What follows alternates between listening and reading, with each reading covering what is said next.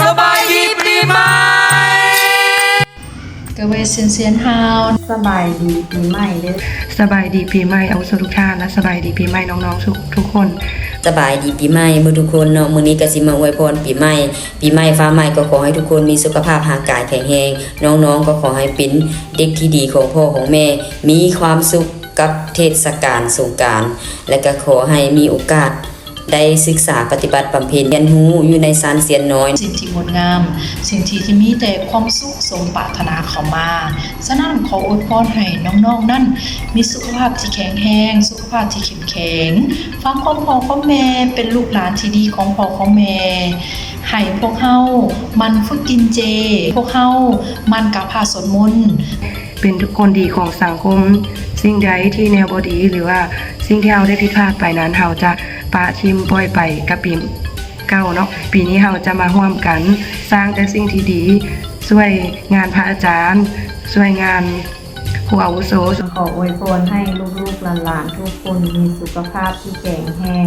มีความสุขลูกปานนิทานช่วยงานนักธรรมอาวุโสเพิ่นตลอดไปเด้อเพราะว่าเธอคือดวงใจเป็นดังความหวังและเป็นลมหายใจมันเข้ามาของสั้นเสียน้อยพอเป็นสั้นเริ่มต้นเม็ดพันธุ์ที่งดงามเป็นเม็ดพันธุ์ที่ดีของเหล่าพระพุทธาสุดท้ายนี้แม่ก็ได้แต่หวังว่า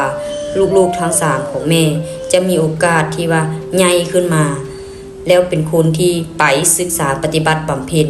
ถือศีลกินเจกราบพระสวดมนต์ให้เพื่อสุดช่วยเอาพ่อแม่อายน้องปู่ย่าตายายแม่ก็มีความหวังว่าลูกใหญ่มา